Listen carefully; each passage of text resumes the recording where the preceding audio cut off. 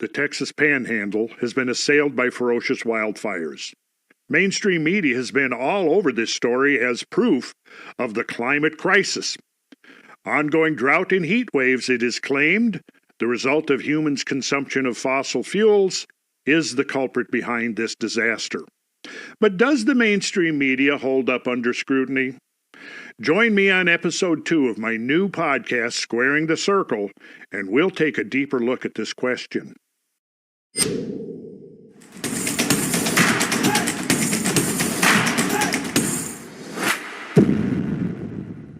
Well, welcome to episode 2 of the Randall Park Carlson podcast, Squaring the Circle.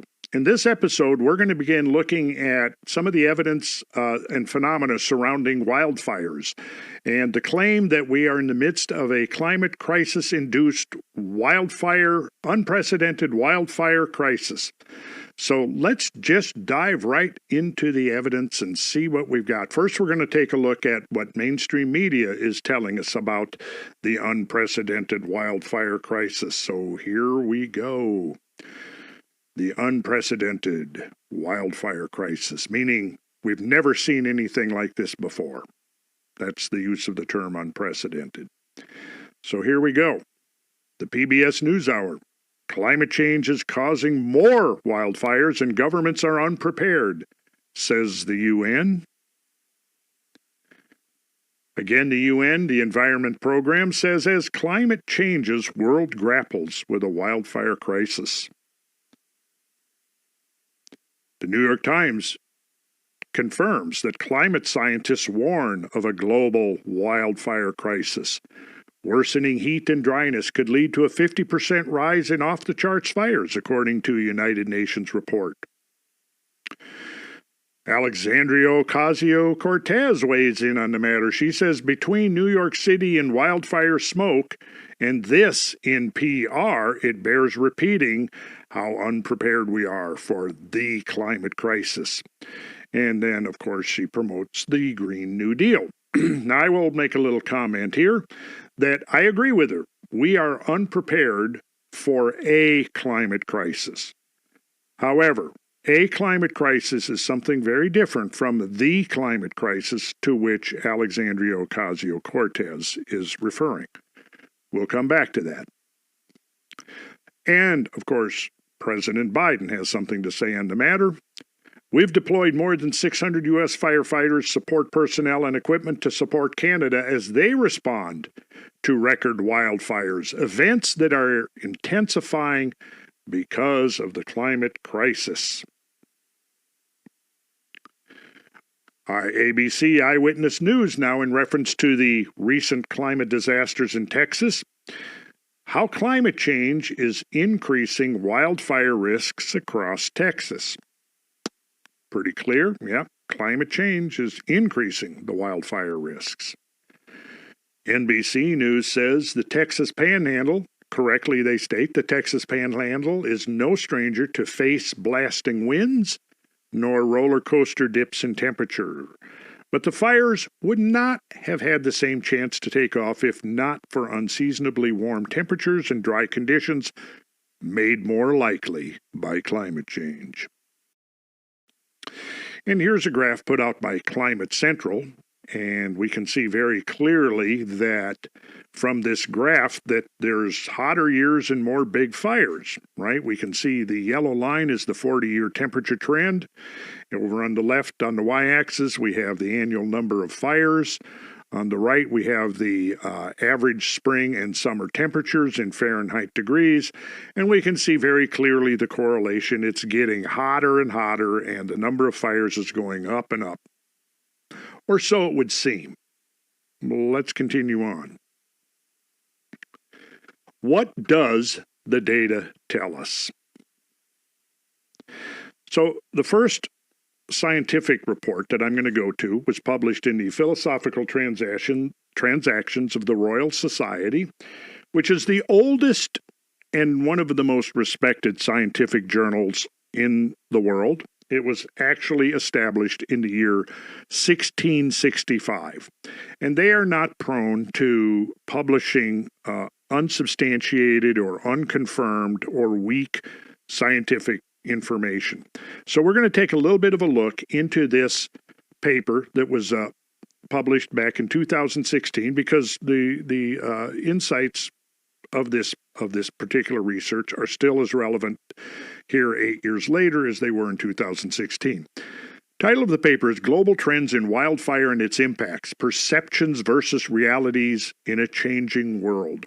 So let's see what Stephen H. Dorr and Christina Santon have to say, who are with the Geography Department of Swansea University in the UK. Wildfire has been an important process affecting the Earth's surface and atmosphere for over 350 million years, and human societies have coexisted with fire since their emergence. Yet many consider wildfire as an accelerating problem, with widely held perceptions both in the media and scientific papers of increasing fire occurrence, severity, and resulting losses. However, important exceptions aside, the quantitative evidence available does not support these perceived overall trends. Instead, global area burned appears to have overall declined over past decades, and there is increasing evidence that there is less fire in the global landscape today than centuries ago. Regarding fire severity, limited data are available. For the western USA, they indicate little change overall, and also that area burned at high severity has overall declined compared to pre-European settlement. Now, I think we can say that this isn't really supportive of the narrative that we're in an unprecedented climate crisis, does it? But if this was just a single isolated piece of scientific report here, maybe we could dismiss it. But I think it's important that we go on here, because the authors of this have referenced a huge database of studies and data and evidence and information, and culled that into the conclusions that you see here. So let's continue on. Fire has been an important factor in the dynamics of the Earth's climate and in the development of biomes since its widespread occurrence began 400 to 350 million years ago. In fire-prone ecosystems, humans have always coexisted with fire in the landscape, and its use can be seen as the first anthropogenic tool that has affected ecosystem dynamics beyond the very local scale. Whether as open biomass burning or as the relatively recent practice of combusting fossil fuels in engines and power stations, fire has been a key factor in the rise of human societies. Yet, over the past couple of centuries, the traditional European perception of fire has been implemented in many parts of the world. And fire in the landscape, commonly termed wildfire, wildland fire, or landscape fire, has been typically considered as bad, and our focus on the whole has been on eliminating or at least containing it. The command and control attitude of most Western societies neglects the fundamental role that fire has in sustaining biodiversity and ecosystem health. In this paper, we discuss widely held perceptions of fire and compare them with fire data and statistics available to date. We also highlight that our scientific knowledge and social perceptions are Western biased, because most available data are derived from Western societies in fire-prone countries such as the USA, Australia, and Mediterranean Europe. In these countries, current policies and social perceptions share a common starting point: the German forestry school of the 19th century. Which spread the systematic protection of forests against fire across the old continent and former colonies. This 100% fire exclusion policy has long proven to be impractical, unsustainable, and ecologically detrimental in fire-prone regions. Although fire management is now slowly changing, with prescribed burning also being increasingly used, policies of aggressive wildfire suppression still apply almost everywhere. For example, in the U.S., only 0.4% of wildfires, whether ignited by lightning or humans, are allowed to burn. All others are actively suppressed. And here we see a photograph of firefighters in the Gifford-Pinchot National Forest back in 1934 building a fire line. And they were doing this as part of the overall suppression of all fires in federal forest lands.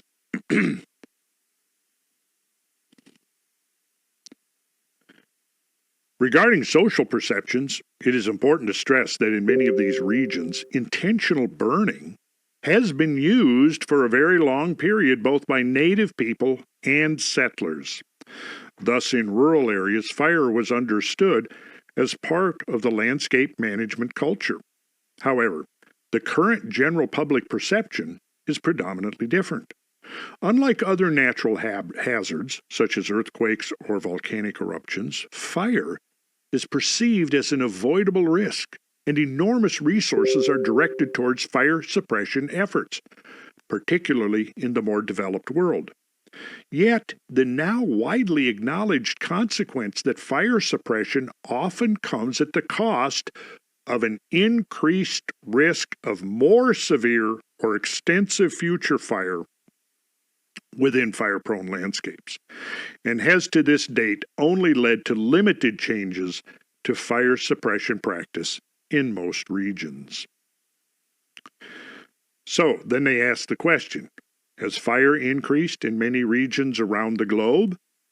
And the answer is analysis of charcoal records in sediments and isotope ratio records in ice cores suggests that global biomass burning during the past century has been lower than at any time in the past 2,000 years. In spite of this, fire is often quoted as an increasing issue around the globe. Now, let's pause for a minute there. Let me ask you, have you heard this? Have you heard that the scientific evidence actually supports the conclusion that biomass burning during the past century has been lower than at any time in the past 2,000 years? Well, if you haven't heard this, maybe you should ask why. Why have you not heard this?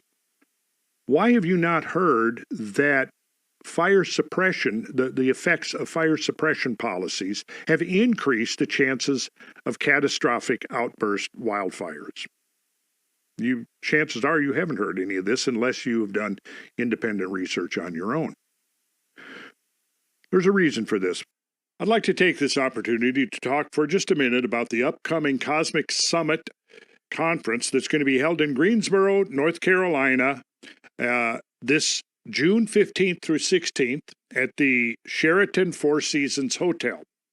It is going to be an awesome event with amazing speakers and presentations covering a whole wide variety of compelling and interesting topics, including such things as cosmic impacts, the Younger Dryas, lost civilizations, megafaunal extinctions, forgotten ancient technologies, the plasma energy revolution, megalithic monument building, the Knights Templar, catastrophic geology, even Atlantis, the Clovis culture in North America, and that's just the beginning of the list. I think you should go to cosmicsummit.com, and you're going to be able to learn more. You're going to get to see bios on the speakers, on the presentation topics, and this is something not to be missed. This is a cutting-edge gathering of minds, some of the finest minds on the planet right now doing the kind of paradigm-changing work that we so desperately need. So this is something, and there's a lot of options too. There's a lot of options for involvement, whether it's in-house or live streams or only part of the conference. So go to cosmicsummit.com, check it out, And I hope to see you there. There's still seats left, and I think you will find that your time spent at the summit will be something that you carry with you for years and look back to as one of the most exciting events you've ever participated in. So I hope to see you there. Let's go on here and see what else we can learn about this most interesting subject.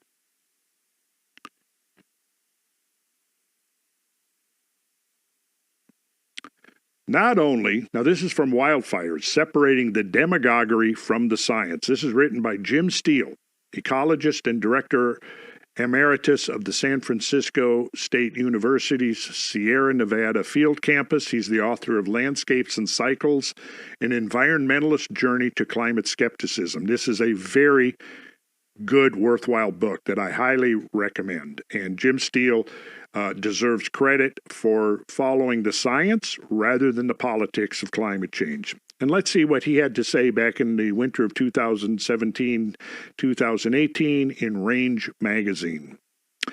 Not only were fires naturally more common before global warming, earlier fires could be huge. Newspaper articles from Tucson, Arizona reported individual fires that scorched over 1 million acres before 1890. Wisconsin's Peshtigo fire blackened 1.5 million acres in 1871, and over 3 million acres were torched in the Big Blow-Up, also known as the Great Fire of 1910. The largest fire in Canadian history was the Miramichi Fire of 1825 that burned 3 million acres in New Brunswick and extended into Maine. Unfortunately, large fires are more likely today because past fire suppression has caused an unnatural buildup of fuels. I've underlined that because it is extremely important to take this into account when trying to understand the outbreak of catastrophic wildfires today.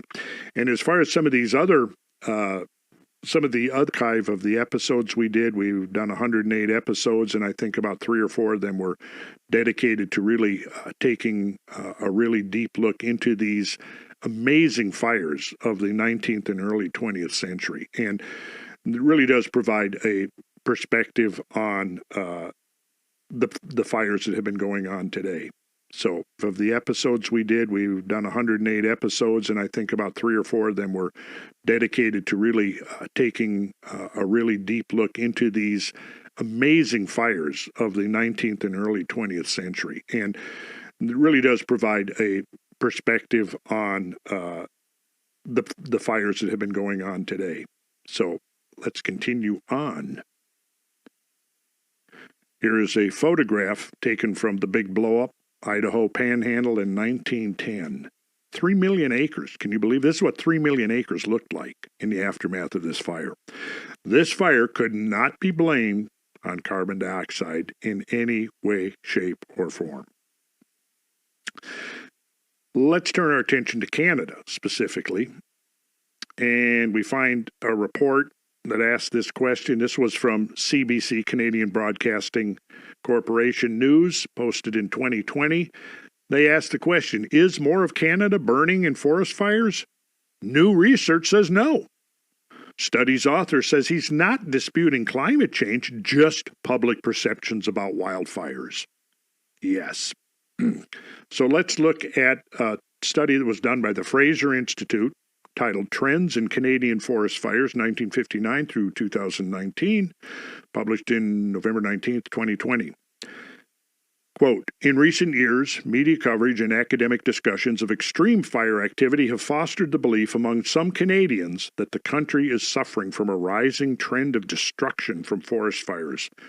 The all-time peak of fire activity in 1989 involved some 7.6 million hectares burned, while the most recent data show only 1.8 million hectares burned in 2019. Here's another way to analyze claims about a rising trend of unprecedented forest fires. If we rank the years during this period according to the area burned, the 6 worst years all occur prior to the year 2000. This underscores the point that over the past 3 decades, there has been a declining trend in numbers of fires and the total area burned at the national level in Canada, a pattern consistent with that observed globally. But then, let's take a look at the next slide. Here we have this graph again, or a variant of it. The number of wildfires is increasing. This was put out by the Democratic Underground, which is apparently friendly forums for passionate Democrats. And here is the data that the passionate Democrats will use to support their belief in the climate crisis. And we see the number of wildfires per year on the left. On the y-axis, on the x-axis, we see the timeline from 1985 up to about 2017, 2018. But again, looking at this graph, one would conclude, oh my gosh, yes, wildfires are increasing, no doubt, and it's got to be due to climate change. Here's another graph. This is the upward trend in total acres burned. Okay, this is from the National Interagency Fire Center. U.S. wildfires total acreage burned with the trend line. You can see the trend line in there, and this begins in 1983, ends in about 2021. And again, when you look at these graphs, I mean, hey, is there any doubt that there is an upward trend in total acres burned?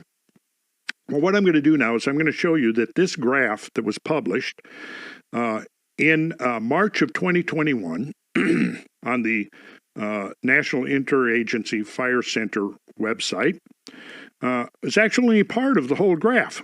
So I'm going to go to the next slide. And here you see the portion of the graph we were just seeing right here. And now let's take a look at the whole graph that goes back, you can see, to the year, if you look all the way over here on the left, 1926. And let's see what it looks like. Interesting. What it's actually showing is a downward trend in total acres burned over the 20th and early 21st century. Notice where they started this previous graph. I'll go back to here, 1983. Look where they started. The lowest you could possibly get in almost 100 years is where they started that graph. Now, we do see an upward trend right here from 1983. If you've been paying close attention, you should understand now that there might be a reason for that. Okay? Keep that in mind as we go forward here. Here's another variant of the same. The bar graph was plotted as a line graph by Anthony Watts, the founder of the What's Up website, which I can't recommend highly enough to get alternative perspectives on the whole climate change question. And again, when we slide back our coverage, you see what we've got here. And again, here is our 1983, which is the lowest you can get on this graph. And yes, it has gone upward since then. Okay, we'll take a little closer look at that here momentarily. There's something I'd like to talk to you about regarding advertising partners for this show. Advertising revenue is what keeps the show free for you, and it enables me to do this full time. An ad-free version of this show with bonus material will be available for a small subscription fee through my HowTube channel. The link is provided below. So, yes, I will personally be reading ads, but only for my favorite hand-picked advertising partners that I wholeheartedly support. My producers and I will be choosing only companies, products, and services that we feel are in some way breaking the mold or pushing the boundaries in their industry and that affect positive change. To borrow a phrase from someone I'm just getting to know and greatly admire, Will Harris, who runs the White Oak Pastures Farms in southern Georgia, who's doing amazing work in the area of regenerative agriculture and wrote a book called A Bold Return to Giving a Damn, and that phrase stuck with me. In that light, I will be bringing you only those companies, individuals, and entrepreneurs who give a damn, who are doing their best to place the welfare of their customers, community, and their country first over profits. We all need to make profits, but in my view, the days of profit at any cost are over. Okay, so in March 2021, the National Interagency Fire Center removed wildfire data from the years prior to 1983. The stated justification for the decision was that data are allegedly unreliable, an assertion that should be viewed with great skepticism, considering that this supposedly unreliable data had been used in peer-reviewed scientific publications for many decades. Now, I would ask the question, is it unreliable, or is it a fact that it just doesn't support the narrative? By disappearing all data prior to 1983, which happens to be the lowest point in the data set for the number of fires, the NIFC data now suggest wildfires are getting much worse, and that the number of fires is aligned with global temperature. Without a distorted data set, these dire claims about wildfires would be impossible to make with any degree of credibility. And I'm calling note especially that they made this adjustment immediately after the Biden administration came to power. Now, I'm not suggesting that's anything more than a coincidence, but it's an interesting coincidence. So I think what we're getting here is that there's an alternative perspective on all of this. And all of this Green New Deal, it's less about the climate and more about social control. And we can look at that question in detail in another episode. But I think anybody who looks at the science, looks at the politics regarding this issue is going to come to, with an unbiased mind, of course, is going to come to the same conclusion. So let's go on here. So this was an article by Randall O'Toole that appeared in New Geography, The Sordid History of Forest Service Fire Data. Here's a little bit of historical background. Very interesting stuff. In 1924, Congress passed the Clark-McNary Act, which allowed the Forest Service with, i.e., that is, provide funds to, quote, appropriate officials of the various states or other suitable agencies in developing systems of forest fire prevention and suppression. The Forest Service used its financial muscle to encourage states to form fire protection districts. This led to a conflict over the science of fire that is well documented in a 1962 book titled Fire and Water, Scientific Heresy in the Forest Service. Owners of southern pine forests believed that they needed to burn the underbrush in their forests every few years, or the brush would build up, creating the fuels for uncontrollable wildfires. But the mulish Forest Service insisted that all fires were bad, so it refused to fund fire protection districts in any state that allowed prescribed burning. Now, note, owners of southern pine forests means that we're talking about privately held forest land rather than publicly owned and federally administered forest land, okay?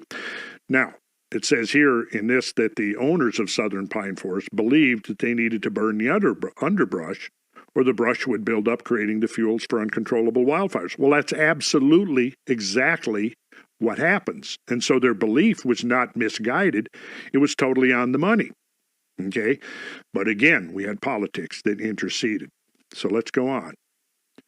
The Forest Service's stubborn attitude may have come about because most national forests were in the West, where fuel buildup was slower, and in many forests didn't lead to serious wildfire problems. But it was also a public relations problem. After convincing Congress that fire was so threatening that it deserved a blank check, the Forest Service didn't want to dilute the message by setting fires itself. When a state refused to ban prescribed fire, now that's fire that's deliberately set by humans to burn off the underbrush and the excess fuel load to prevent larger scale catastrophic fires, okay? When the state refused to ban prescribed fire, the Forest Service responded by counting all fires in that state, prescribed or wild, as wildfires. Many southern landowners believed They needed to burn their forests every 4 or 5 years. So perhaps 20% of forests would be burned each year, compared with less than 1% of forests burned through actual wildfires. Thus, counting the prescribed fires greatly inflated the total number of acres burned. Okay, now this fact has been used to try to diminish the significance of that graph that I just showed you, the one with the high number of forest fires, catastrophic forest fires in the early 20th century. But what they're not really saying here is the fact that because of the fact that the private forests were being having prescribed burning, what that did was it eliminated or largely cut down hugely the number of naturally occurring catastrophic forest fires, crown fires, and so on that occurred. So if they hadn't been doing that, there would have been a lot more catastrophic fires in the southern forests, in the eastern forests. Okay, so in a way, what that then does is it negates that argument that there was an overstatement of the number of forest fires in the early 20th century, because some of those fires that were being counted were actually prescribed fires, right? But again, if you took away the prescribed fires, you would then increase the number of natural fires, probably by far more than the number of prescribed fires. And the prescribed fires, of course, are very low-key events. They're not catastrophic. They're not crown fires, right? So, but then it goes on to say that there were some big fires in the West in the 1930s that were not prescribed fires.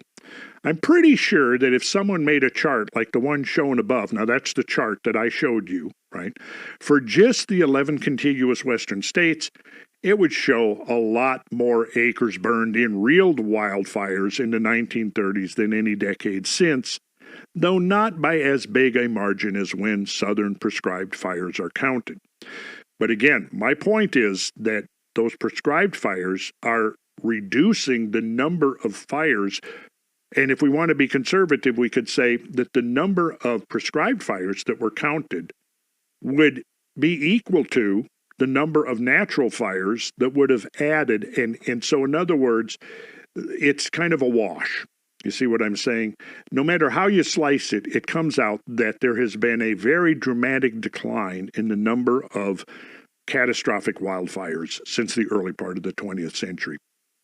Now, one of my favorite authors who deals with this kind of evidence is Stephen Pine with the Arizona State University. He's professor emeritus, and he's one of the world's foremost wildfire experts. And here's just a sample of some of the very interesting books that he is. I've only read a couple of his books. I haven't read all of these, but these are very interesting books.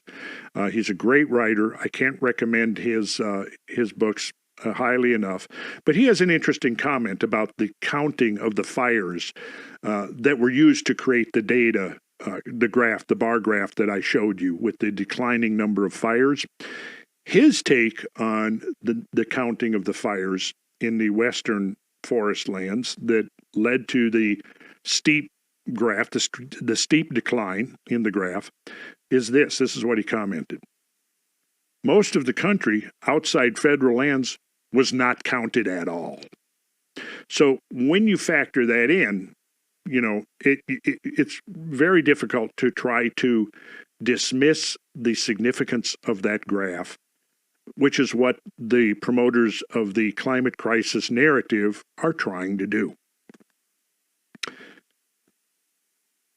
So here is NASA Earth Observatory, and here somebody's being very honest about the data. And this is, as it says here, global burned area. Researchers detect a global drop in fires. And this is between 2003 and 2015, and this has continued on. The next graph is shows regional fire occurrence time series, and it's a figure from a paper called Historic Fire Regime Patterns in the Southwestern United States, and it goes back to the 1700s, early 1700s, and you can look here again. So this graph completely contradicts the climate crisis narrative that claims that wildfires are increasing. As we saw when we began this podcast, I showed you lots of evidence that coming from the mainstream narrative is this idea that wildfires are increasing catastrophically, right? And we're not prepared. And how do we get prepared? That's the interesting question, okay? So anyways, if you look at this here, it says the largest 20 fire years are listed, and you can see they're all before the 20th century. And how do we know about these fires? Well, because we can find the evidence of these fires. It's in tree rings, it's charcoal deposits, it's historical records, and there are people who've spent many, many years collating and correlating this information. Okay, going back to Jim Steele again. He wrote a very interesting article entitled 6 Warning Signs That Climate Scientists Are Lying About Wildfires.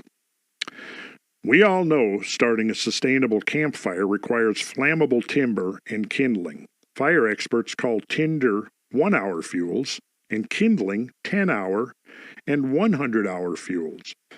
That means, and I'm going to show you the graphic here in the next slide, that means the tinder and kindling that starts wildfires only require 1 to 4 days of dry weather to become highly flammable. 1 to 4 days is weather, not climate. Flammable fuels that start wildfires have nothing to do with climate change, which requires at least 30 years of change to detect.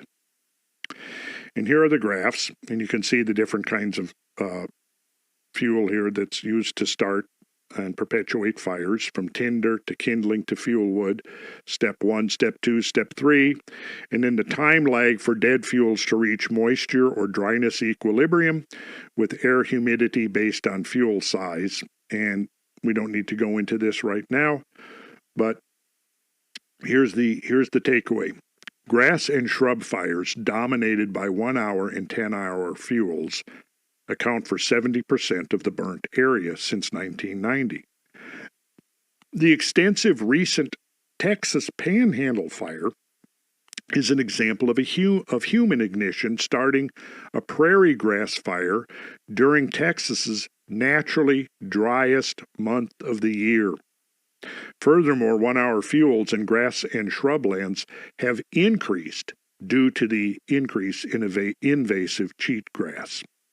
So, in other words, the area where this fire, the Panhandle of Texas, where this has occurred, there are invasive species. More on that coming up in a second here. Let's look at this next graph.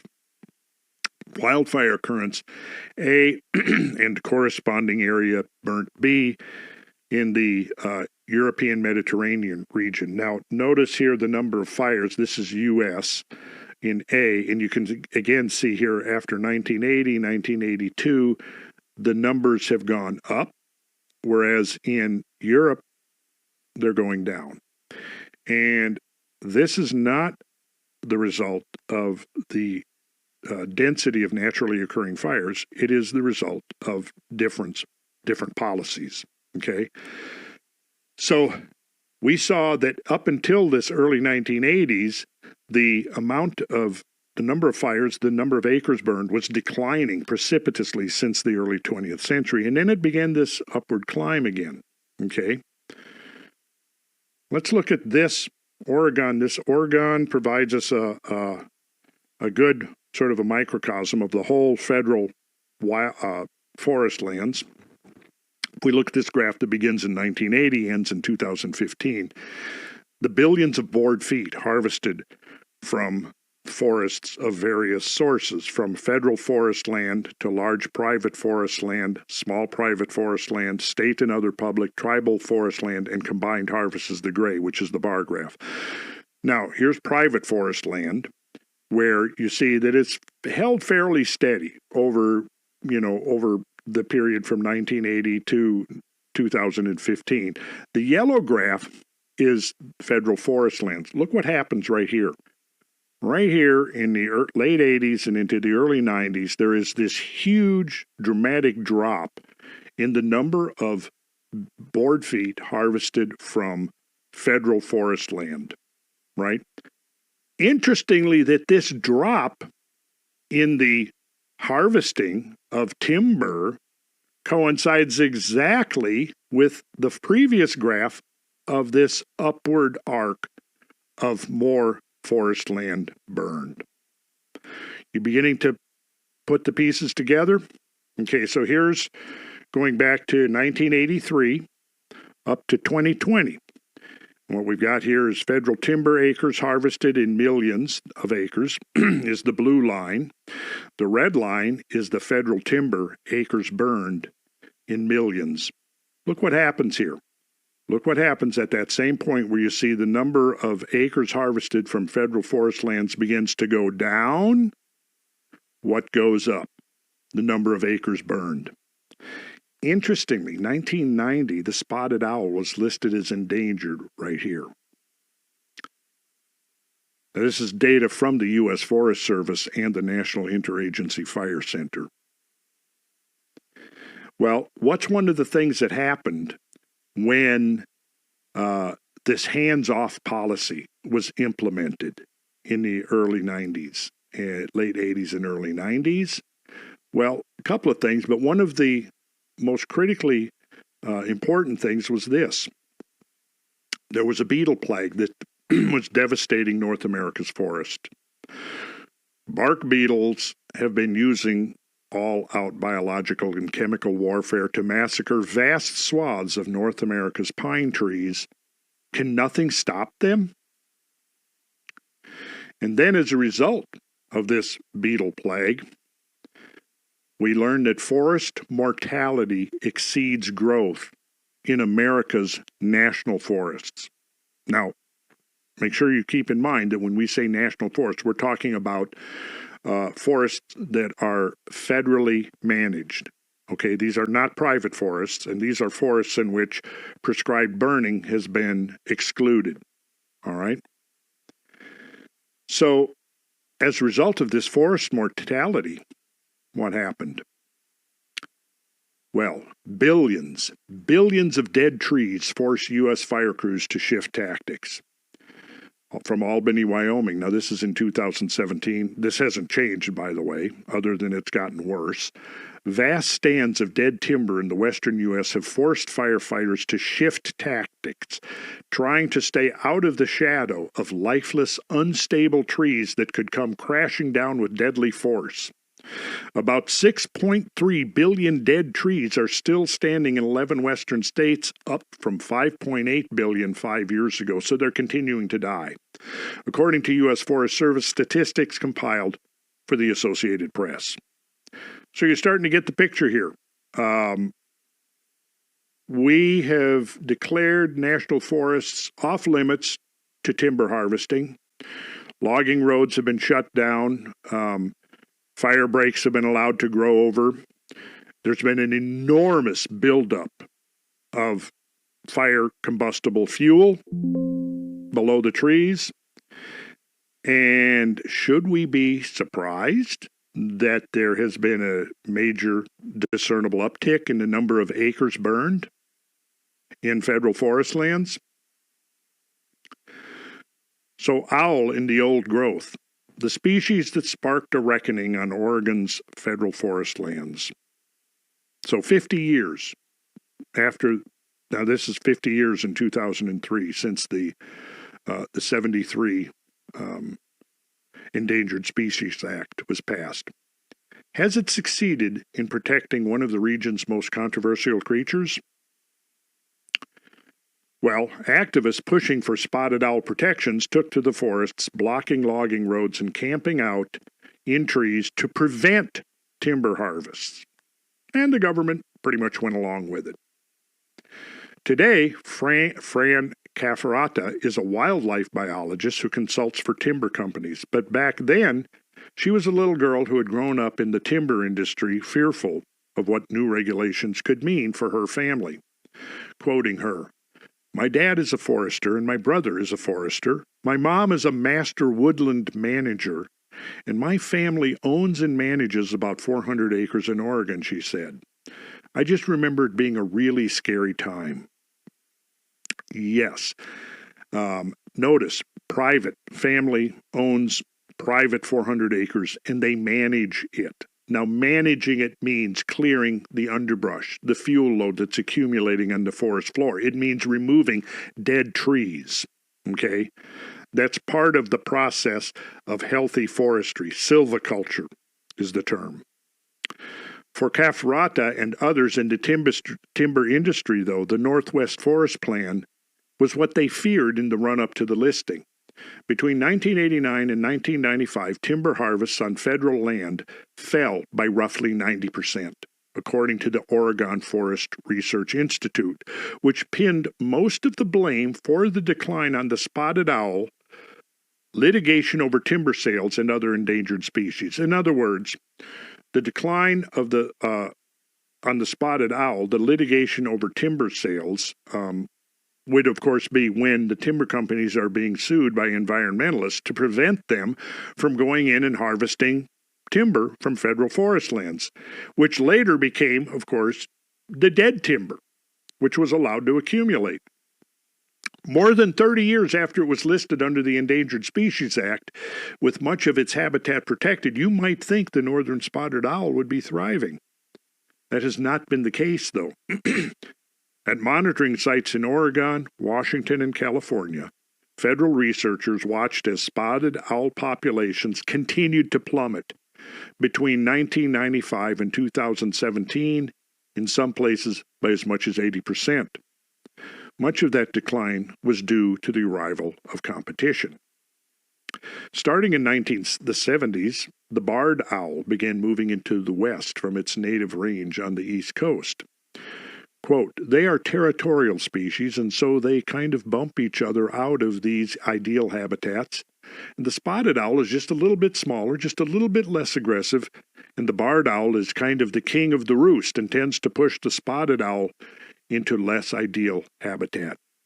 As Cafferata sees it, the arrival of the barred owl has reshuffled the deck in terms of threats to the spotted owl. And what does she delegate as the two greatest threats then to the survival of the spotted owl? Quote, I think the significant threats to the spotted owl are barred owls and wildfire, she said. Those are the two main threats. Okay, so going back to this graph here again, here's what we see. As one of the main threats to the spotted owl is forest fire. It was the policies that were put in place to protect the spotted owl actually had the reverse consequence. It created the conditions for greater fires, more catastrophic fires, which has been one of the things responsible for the 80% decline in the spotted owls. How many people realize this? Probably not too many. So now let's conclude by coming back to the Texas Panhandle wildfires. So this is from the National Park Service, right? .gov, and they're talking about a history of fire on the Great Plains. Now this is before these fires were being invoked as proof of the climate crisis, right? Fires are a natural part of life in the Texas Panhandle, and both humans and lightning have started fires for thousands of years. Got that? Both humans and lightning, okay? Because the humans, in that case, were native indigenous peoples who knew that there was, that in the fire ecosystem, fire played an important role. And they were not trying to 100% suppress all fires. So below is a brief history of the role that fire has played in the history of the Texas Panhandle. Fire is common in the region due to several reasons. The region is in the rain shadow of the Rocky Mountains and averages 20 inches of precipitation a year. Most of this occurs from April to September, right? From April to September. Not in March, not in February, not in March, from April to September. Strong winds occur throughout the year and are common in the spring, with sustained winds between 20 and 30 miles per hour and wind gusts upwards of 50 miles per hour. Lightning fires and human-caused fires can occur throughout the year, but most often between December and April, right? Most often between December and April, as this is the driest and windiest time of the year when vegetation is the most receptive to fire and thunderstorms are common. So now here is a graph from the National Oceanic and Atmospheric Administration for Texas. And there's one anomalous spike in it, but this is the observed number of extremely hot days in Texas. And what you see here is there's no particular upward trend. In fact, if anything, with the exception of this spike here, it's a downward trend from 1900 up to about 2015, right? The observed number of extremely hot days. So here's, if you look at the y-axis, it says it's the number of days with maximum temperatures of 100 degrees Fahrenheit or higher. So if you look at count the number, you'll see that it's actually, again, it's gone down, the number of hot days. Now let's look at a graph of precipitation. So this is your total annual precipitation in inches. You've got your 5-year periods going back to 1900.